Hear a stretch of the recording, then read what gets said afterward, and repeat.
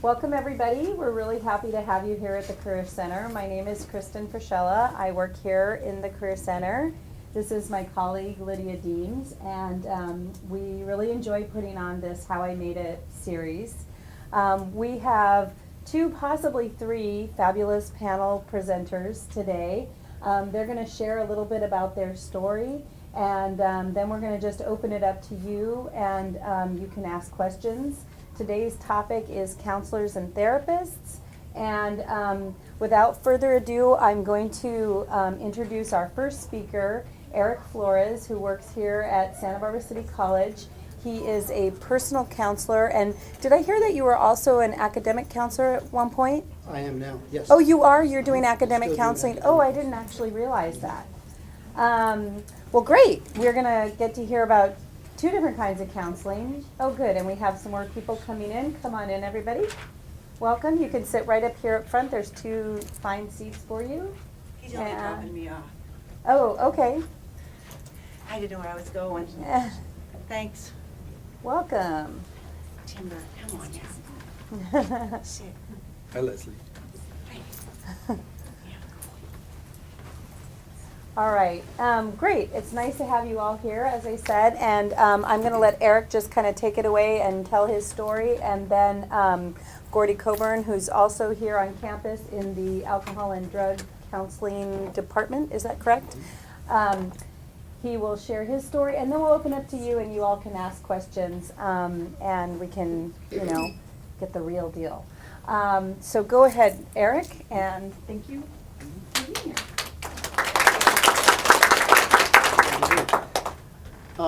If it's okay with you guys, I'd like to sit. I kind of feel like it's more informal if I can sit here instead of feeling like I'm lecturing. Again, my name is Eric, and I'm a licensed marriage and family therapist, and I'm also an academic counselor here at Santa Barbara City College. And when I was asked to give a talk about how I got here, I guess a couple things came to my mind, and it's questions that I'm always asked when students come in to get their academic counseling. They say, Eric, a lot of students are struggling with what they want to be when they grow up. And they ask me, how'd you decide? How did you get here? And some of the things I usually end up telling people are, first of all, the path to becoming, for Eric, becoming a counselor, it wasn't a straight path, and it wasn't a short one. And I think it wasn't straight and it wasn't short because I was one of those students who didn't know what he wanted to be when he grew up. And so I wandered quite a bit.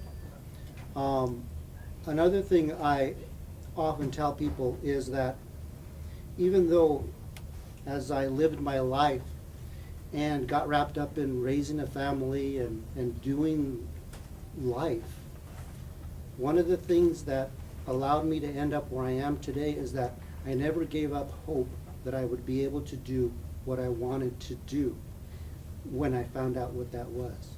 I knew I was always going to have to, Eric Flores needed to do it through college.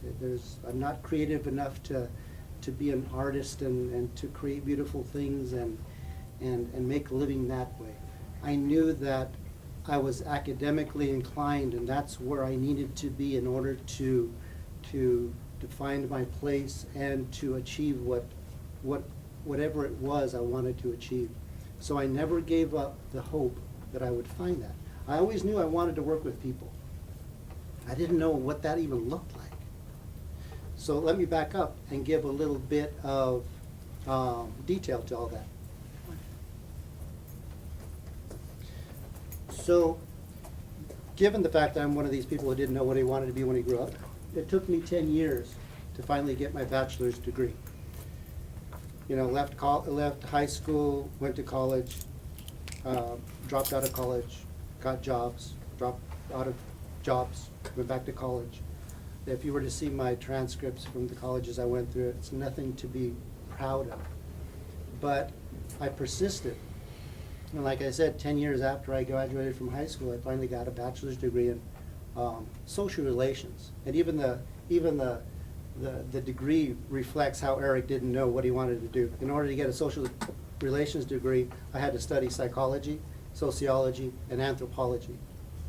Things I love doing, but I still didn't know what I wanted to be when I grew up. Graduate with a bachelor's degree, go out and try to find a job, really, really hard, especially if you want to get into the area of helping people. The jobs I was offered, I could not raise a family on. So I did what a lot of people do, and that's you join the workforce and you find a job that pays the bills. And that's what I did. I was hired at Pacific Bell. It used to be AT&T, and it became Pacific Telephone, and then it became Pacific Bell. All the changes the phone industry went into. But I became a technician for Pacific Bell with a bachelor's degree in social relations. And I did that for about 17 or 18 years. And throughout that time, again, I never lost touch with school. I was always connected to school somehow, because I knew I didn't want to be 60 years old and a telephone man. There's nothing wrong with it, it's just that it's not what Eric wanted. So, fortunately, when I became a technician, I was, fortunate for me, I did most of my work I was living in LA at the time, and I did most of my work in South Central LA and Pico Union, all the rougher parts of the LA area. And those years, I probably went into more houses than any social worker will have gone into in their entire career. And I saw some of the most amazing things. It was quite an experience to go into the many, many different kinds of homes with many different peoples of different ethnicities. And it was really a couple of things. It was never losing touch with my dream, and it was being exposed to all sorts of different stuff while I was a technician. And it was that way that me and counseling found each other. And that's how I phrase it. It wasn't like I knew I wanted to be a counselor. It's that I knew I wanted to work with people, and we found each other. And that's basically when we found each other, it was like, I'm going into all these neighborhoods that are rough neighborhoods. I see these people are struggling, and I want to work with these people. My job would also take me into schools, and I'd walk the hallways, and I'd hear the kids, and I'd hear the teachers, and I'd say to myself, gosh, you know what, I really want to be in a school. So what I did was I started researching, while I was a technician for Pacific Bell, I started researching master's programs. And I found a master's program at Cal State LA that was in the evenings, so that I could work my shift and go to school in the evenings.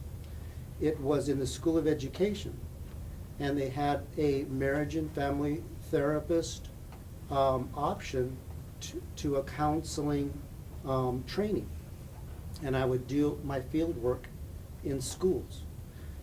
It all just kind of came together. It worked really well. So it was a 2-year program.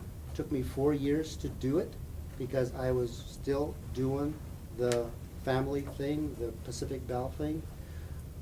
It was a lot of sacrifice. It was a lot of work, but it was the best thing I ever did in my life, was to stay with it.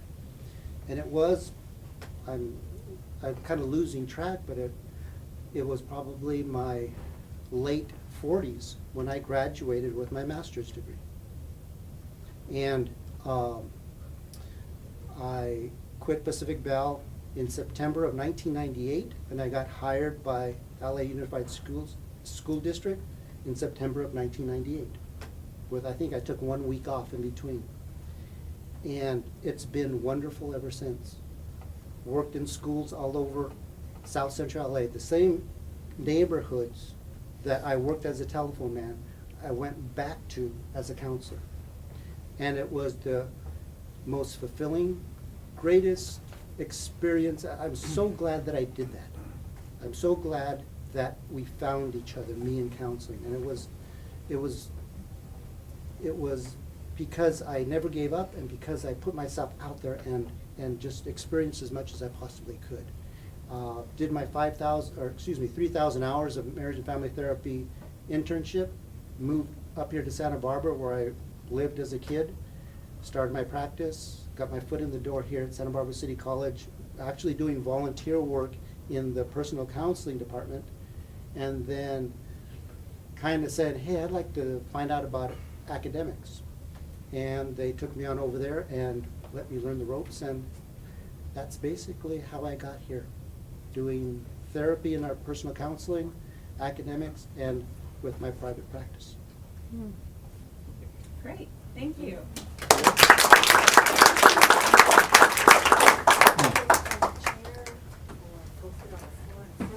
There's a chair We have a whole here. bunch of Actually, there's people two who want to chairs come here. join us.